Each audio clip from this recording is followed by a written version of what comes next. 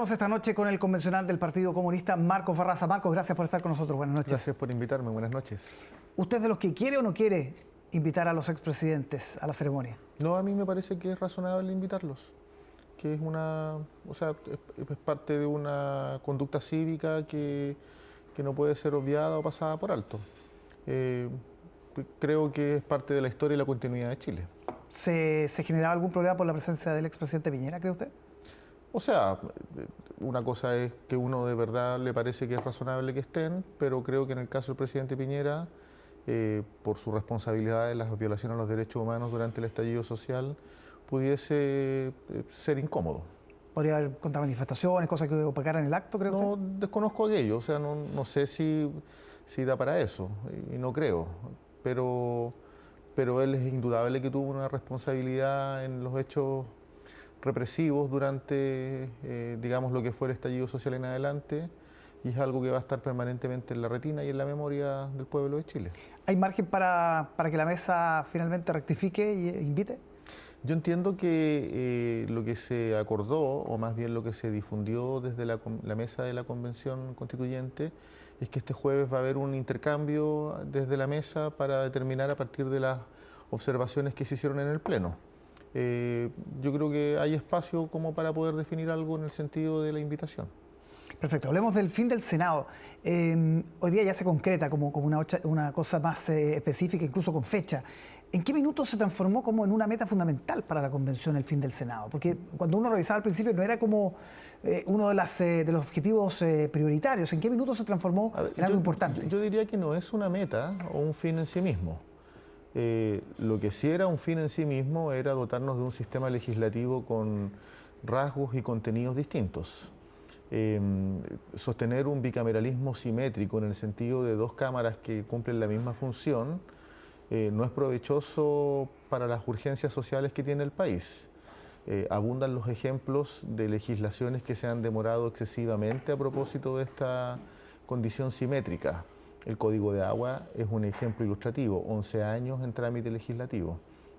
En consecuencia, tener un sistema político en el campo legislativo de carácter asimétrico, donde existiera una Cámara, un Congreso de Diputadas y Diputados como órgano político con rasgos de democracia ampliada en términos de paridad de género y participación de escaños reservados, donde se iniciaran y concluyeran los proyectos legislativos, pero del mismo modo una Cámara de las Regiones, con foco en las regiones, sin la duración de 8 años que tiene el Senado, y con un trámite legislativo mucho más veloz, con iniciativa por parte del Congreso, indudablemente que es un avance. Derivado de aquello viene el término del Senado, pero no es un fin en sí mismo terminar con el Senado. ¿No siente, como se ha dicho, que es munición para el rechazo terminar con el Senado? No, de ninguna manera. Yo no creo que... O sea, yo creo que el pueblo de Chile tiene como urgencia social contar con un sistema político que dé respuesta, que esté pensado y diseñado para dar respuestas a las inquietudes ciudadanas. El que la nueva Constitución consagre un presidencialismo atenuado en términos de régimen político, que de alguna manera exprese un traspaso de poder desde el presidente o la presidenta de turno al sistema legislativo, que se disminuyan las atribuciones en materia de nombramiento de autoridades, pero que del mismo modo exista un contrapeso real por parte del legislativo, del sistema legislativo, pensando en iniciativa de ley, ciertamente que contribuye a responder a las urgencias sociales que tiene el país, que son muchas. Yo creo que la ciudadanía va a valorar mucho más este sistema político porque está pensado desde el punto de vista del interés social y de las urgencias sociales. ¿No fue demasiado atenuado el presidencialismo? No. Algunos dicen que no se avanzó lo suficiente en el borrador. No, yo diría que está bien equilibrado. La iniciativa legislativa ya no es de exclusiva competencia del presidente de la República, en temas importantes como seguridad social, por ejemplo, en iniciativas que antes estaban vedadas exclusivamente al presidente de la República. Sí. Y en ese sentido creo que además los nombramientos futuros sean en sesiones plenas sesión plena del Congreso, también son garantías que de alguna manera reequilibran los poderes del Estado. Eso es muy necesario a propósito de que el presidencialismo que vivimos en Chile es extraordinariamente exacerbado, que es uno de los rasgos autoritarios de la Constitución de la dictadura cívico-militar.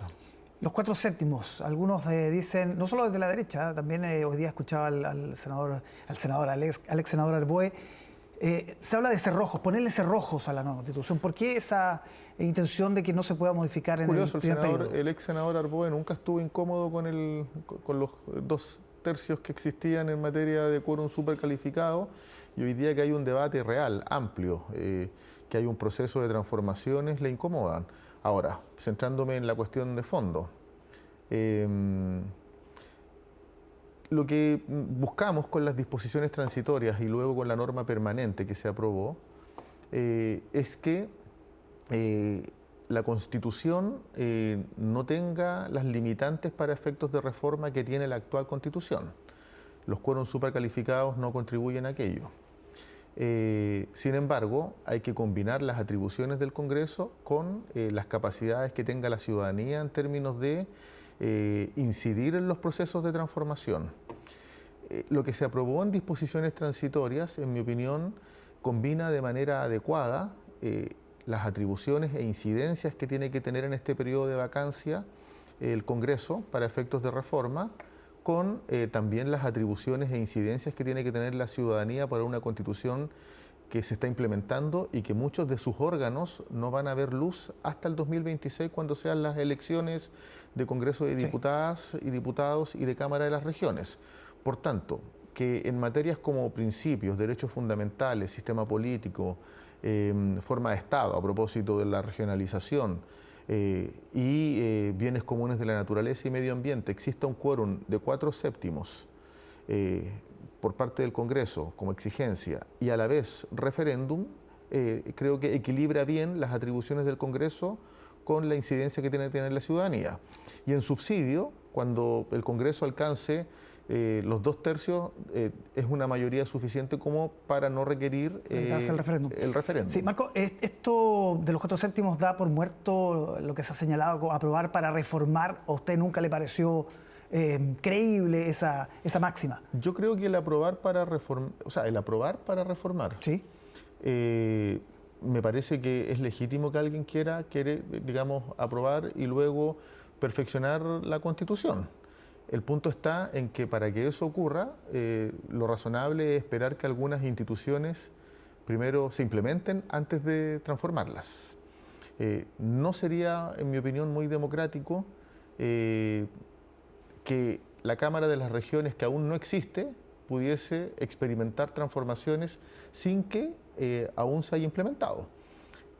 Creo que aprobar y reformar es perfectamente posible, si el punto está en que lo que tiene que haber también es una conducta democrática, en el sentido de que si se aprueba la Constitución, vamos esperando que se vaya implementando antes de pensar en cambiarla. Sí.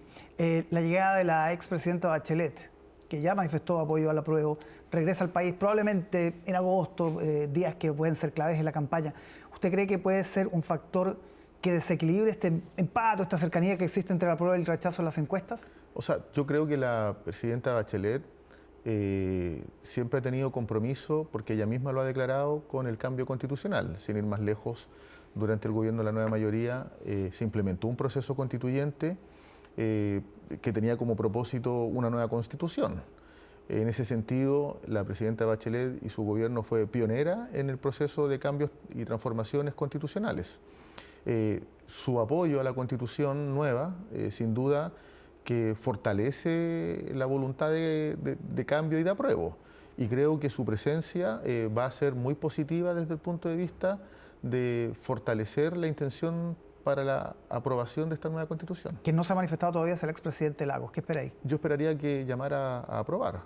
La Constitución que nos rige sigue siendo la Constitución digamos, impuesta sin Estado de Derecho durante la dictadura. No obstante, las reformas y cambios que haya experimentado, su origen es ilegítimo y su esencia sigue siendo contraria a una democracia plena. Sí. Marco, su partido, el Partido Comunista, ha sido de los más claros, enfáticos en decir hay que aprobar, hay otros que están pensándolo, en fin. ¿Fue un error en ese sentido no haber participado del acuerdo del 15 de noviembre? No, de ninguna manera. ¿Por qué? Porque a nosotros nos pareció siempre que el no estar presente dentro del acuerdo del 15 de noviembre también fortalecía los rasgos democráticos que tenía que tener el proceso. Nosotros fuimos los primeros en impulsar, por ejemplo, la paridad de género para la composición de la Convención Constituyente y la participación de los escaños reservados, rasgos o de los independientes que no estaban contemplados en el acuerdo del 15 de noviembre. Creo que, visto en retrospectiva, nuestra posición y nuestra conducta de alguna manera fortaleció el carácter democrático de este proceso constituyente. Muy bien. Marco Barraza, muchísimas gracias por acompañarnos esta noche. Gracias por la invitación, que esté muy bien. Buenas noches.